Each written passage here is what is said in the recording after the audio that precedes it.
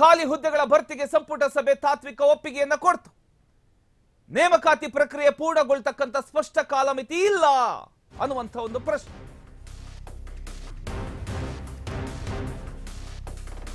ಖಾಲಿ ಹುದ್ದೆಗಳ ಭರ್ತಿಗೆ ಸಂಪುಟ ಸಭೆ ತಾತ್ವಿಕ ಒಪ್ಪಿಗೆಯನ್ನ ಕೊಟ್ಟಿದೆ. ನೇಮಕಾತಿ ಪ್ರಕ್ರಿಯೆ ಪೂರ್ಣಗೊಳ್ಳೋ ಸ್ಪಷ್ಟ ಕಾಲಮಿತಿಯನ್ನ ಕೊಟ್ಟಿದೆ. ಸರ್ಕಾರದ ನಿರ್ಧಾರದಿಂದ ಲಕ್ಷಾಂತರ ಉದ್ಯೋಗಾಕಾಂಕ್ಷಿಗಳಲ್ಲಿ ಈಗ ಅನಿಶ್ಚಿತತೆ ಉಂಟಾಗಿದೆ. ನೇಮಕಾತಿಗೆ ಸ್ಪಷ್ಟ ಕಾಲಮಿತಿ ನಿಗದಿ ಮಾಡೋದು ಅತ್ಯಗತ್ಯ. ಇಲ್ಲವಾದ್ರೆ ಕೇವಲ ಭರವಸೆಗಳಿಗಾಗಿ ಉಳಿತಕ್ಕಂಥ ಘೋಷಣೆಗಳಾಗ್ಬಿಡ್ತವೆ. ಸಂಪುಟ ಸಭೆಯಲ್ಲಿ ಸ್ಪಷ್ಟ ನಿರ್ಧಾರ ಹೊರಬರಲಿಲ್ಲ. ಇದೀಗ ನಿರುದ್ಯೋಗಿಗಳಲ್ಲಿ ಆತಂಕ ಸೃಷ್ಟಿಯಾಗ್ಬಿಟ್ಟಿದೆ. ರಾಜ್ಯದಲ್ಲಿ ಹಲವು ಇಲಾಖೆಗಳ ಹುದ್ದೆಗಳು ವರ್ಷಗಳಿಂದ ಖಾಲಿ ಹುದ್ದೆಗಳ ಒಂದು ಭರ್ತಿಯಾಗದೆ ಆಡಳಿತ ಕಾರ್ಯಕ್ಷಮತೆ ಕುಂಠಿತಗೊಂಡಿದೆ. ರಾಜ್ಯದ ವಿವಿಧ ಇಲಾಖೆಗಳಿಂದ ಸುಮಾರು 56,432 ಹುದ್ದೆಗಳು ವರ್ಷಗಳಿಂದ ಖಾಲಿ ಇರೋದ್ರಿಂದ ಆಡಳಿತ ಕಾರ್ಯಕ್ಷಮತೆಯ ಮೇಲೂ ಕೂಡ ಇದು ಪರಿಣಾಮ ಬಿದ್ದಿದೆ.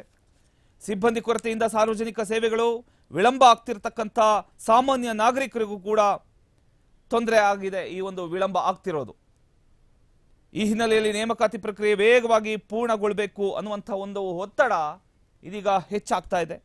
ಸಚಿವ ಸಂಪುಟ ಸಭೆಯ ಬಳಿಕ ಎಚ್.ಕೆ. ಪಾಟೀಲ್ ನೀಡಿರತಕ್ಕಂಥ ಒಂದು ಮಾಹಿತಿಯ ಪ್ರಕಾರ 56,432 ಹುದ್ದೆಗಳ ನೇಮಕಾತಿಗೆ ಗ್ರೀನ್ ಸಿಗ್ನಲ್ ನೀಡಲಾಗಿದೆ. 50% ಮೀಸಲಾತಿ ಮಿತಿಯನ್ನ ಮೀರದಂತೆ ನೇಮಕಾತಿ ನಡೆಸಲಾಗುವುದು ಮತ್ತು ಎಸ್ಸಿಗೆ 18% ಮೀಸಲಾತಿ ಅನ್ವಯಿಸಲಾಗುವುದು ಅಂತ ತಿಳಿಸಲಾಗಿದೆ. ಜೊತೆಗೆ 30 ದಿನಗಳ ಒಳಗಡೆ ನೇಮಕಾತಿ ಪ್ರಕ್ರಿಯೆ ಆರಂಭಿಸೋದಕ್ಕೆ ಎಲ್ಲಾ ಇಲಾಖೆಗಳಿಗೂ ಸೂಚನೆಯನ್ನ ಕೂಡ ಕೊಡಲಾಗಿದೆ ಅನ್ನುವಂಥ ಒಂದು ಮಾಹಿತಿಯನ್ನ ಹೇಳಿದ್ರು. ಆದರೆ ಇಲ್ಲಿ ಮುಖ್ಯ ಪ್ರಶ್ನೆ ಏನು? ಪ್ರಕ್ರಿಯೆ ಆರಂಭಗೊಳ್ತು. ಪ್ರಕ್ರಿಯೆ ಆರಂಭ ಆಗೋದು ಒಂದು ಹಂತ, ನೇಮಕಾತಿ ಪೂರ್ಣಗೊಳ್ಳೋದು ಇನ್ನೊಂದು ಹಂತ. ಅಭ್ಯರ್ಥಿಗಳು ಕೇಳ್ತಾ ಇರತಕ್ಕಂಥದ್ದು ಅಂತಿಮ ನೇಮಕಾತಿ ಆದೇಶ ಯಾವಾಗ ಅನ್ನೋದ್ರ ಬಗ್ಗೆ ಸ್ಪಷ್ಟ ವೇಳಾಪಟ್ಟಿ ಬೇಕು, ಅಧಿಸೂಚನೆ ಬೇಕು, ಪರೀಕ್ಷೆ ಯಾವಾಗ ಅನ್ನೋದು ಗೊತ್ತಾಗಬೇಕು, ಫಲಿತಾಂಶ ಯಾವಾಗ ಅನ್ನೋದು ಗೊತ್ತಾಗಬೇಕು, ನೇಮಕಾತಿ ಆದೇಶ ಯಾವಾಗ ಸಿಗುತ್ತೆ ಅನ್ನೋದು ಗೊತ್ತಾಗಬೇಕು.